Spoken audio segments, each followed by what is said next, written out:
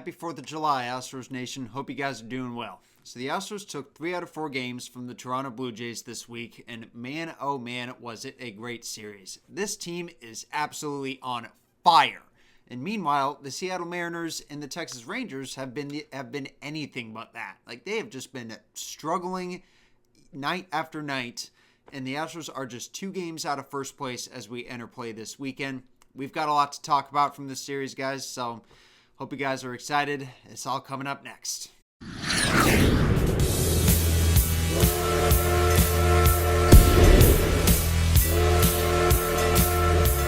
Oh, Canada, the Astros are good again. Okay, I'm not going to sing the rest of the song. No offense to Canada for any of you guys that are watching this, but anyway, we've got a lot to talk about from this recent 4-game series where the Astros took 3 out of 4 games, almost had a sweep. Honestly, I mean, game 2 of this series was the only one that they did lose because, I mean, they ended up almost mounting a big comeback, just being down 7-0, and they got within 1 in the 8th, but just could not get the tying run across the plate in the 9th, and they ended up losing. So, but all in all, dude, it was still a good fight in that game nonetheless. And, I mean, it's still a very good series nonetheless. Anyway, let's break down the series. Before we do that, let's dive into a couple of injury updates. We've got several to share in this video. First off, starting with Luis Garcia and Jake Bloss. They will both be making rehab starts this weekend. Luis Garcia will actually be making his start tonight. By the time you guys are seeing this, he will have already made it. So, I mean, I have no idea right now as of, how good it went.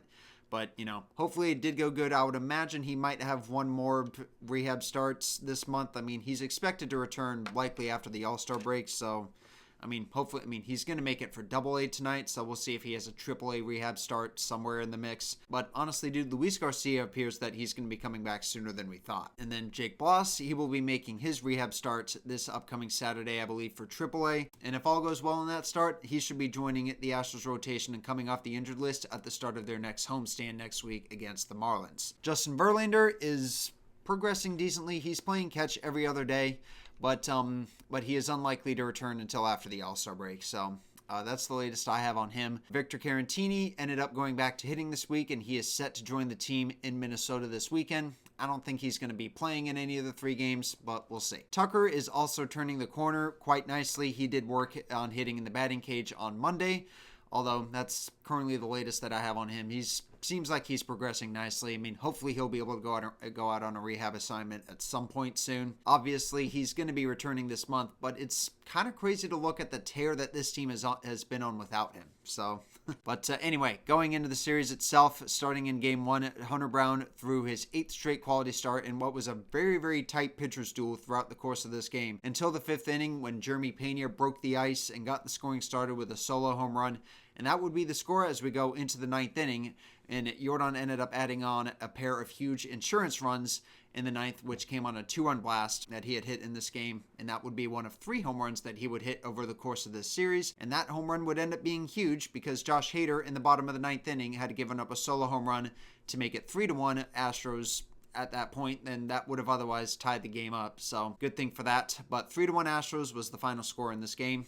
Going into Game 2, Arrighetti, unfortunately, he had a pretty tough night as he gave up 7 runs in this game, 6 of which were earned. But obviously, I mean, in order to succeed at this level of baseball, you're going to have your struggles. And Spencer Arrighetti, this was one of those nights for him. And like I said at the beginning of this video, the Astros tried to mount a comeback in this game.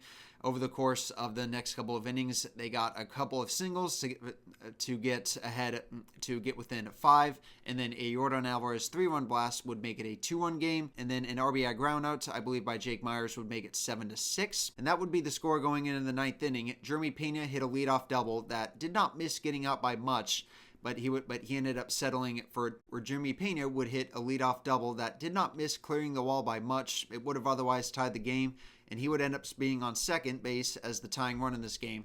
And then this is kind of when the management decisions by Joe Espada are kind of a more bonehead in my opinion, because Jeremy Pena, despite that, he did not get advanced further than second base. I mean, I'm a bit shocked because, I mean, he's the tying run, dude. Just bunt him over to third. The Astros would have easily tied this game, and likely, I mean, who knows what would have happened in Manfred innings should that game have gone there. But at the same time, dude, I mean, the ninth inning bonehead decisions were the reasons why we lost this game. But, I mean, still overall, dude, the Astros, I mean, this still proves how relentless the Astros are, in that even though they were down 7-0 in this game, they still came back within one and scored 6 over the last few innings, and the bullpen kept the Blue Jays where it was to try to keep it within striking distance. Crazy, despite the loss. Going into Game 3, the Astros were able to bounce back nicely. Ronel Blanco went 5 2/3 innings, but unfortunately got a no decision, despite how well he pitched, because Taylor Scott, who allowed Dalton Varsho, to reach base to serve as the tying run,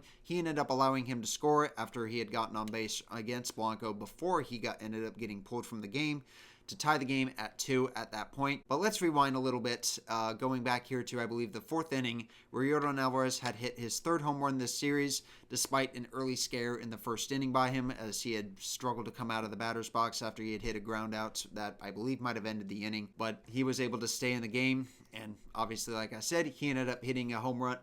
That home run that he had hit would put the Astros up 2-1 before Taylor Scott allowed the tying run to score in the 7th, or no, in the 6th, not the 7th. But going into the 7th inning, the Astros would score 4 times in this inning, and it started with Chas McCormick reaching base on a super easy chopper that was hit straight back to the pitcher that he just bobbled. You know that it's going to be an easy play when you as the announcer end up writing the result of the play in your scorebook before the catch is even made. He didn't even make the catch, and that's crazy. And that would end up coming back to haunt the Blue Jays, as the Astros would score as Chas McCormick ended up coming around to score. Like I said, one of 4 runs the Astros would score in this game. And also in that mix, one of those runs came on Pena getting hit by a pitch with the bases loaded to force in a run to make it 6-2.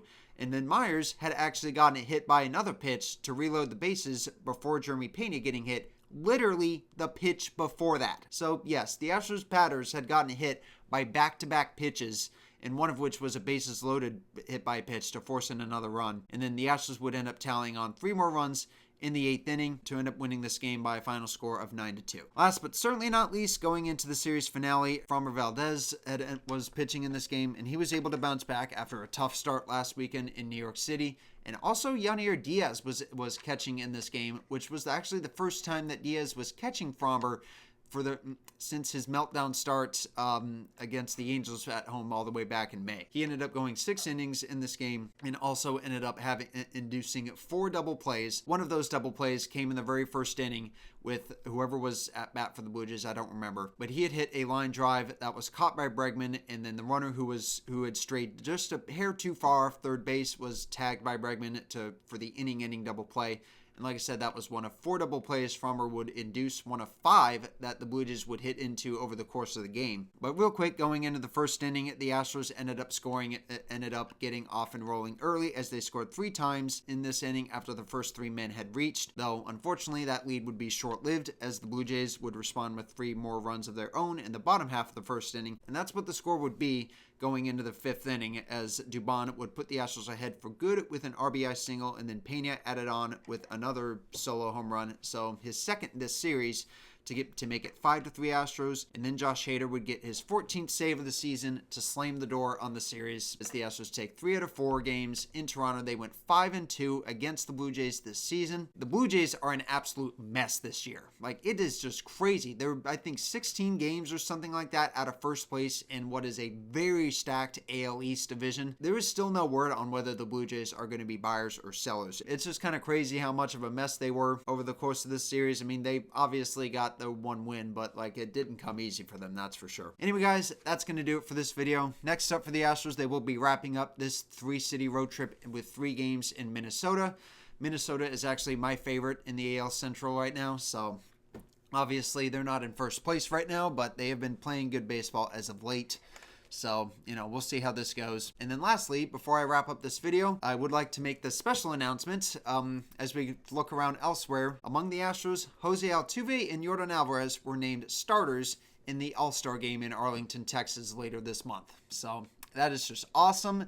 As Altuve, I believe this is the 9th selection of his career, and I think his 5th start. Yordan Alvarez, this is his 3rd, and also the first time in his career that he's been named a starter. Awesome for him, man, and it's good because I think Yordan has been robbed of an all-star selection spot in his previous years. So that's very good. The Astros will have at least 2 players in the all-star game in Arlington, Texas this summer.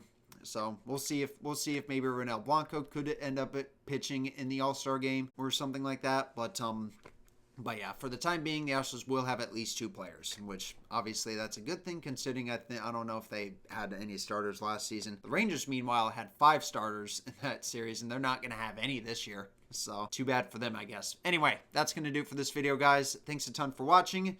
Until next time, and hope you guys have a safe 4th of July. Peace out.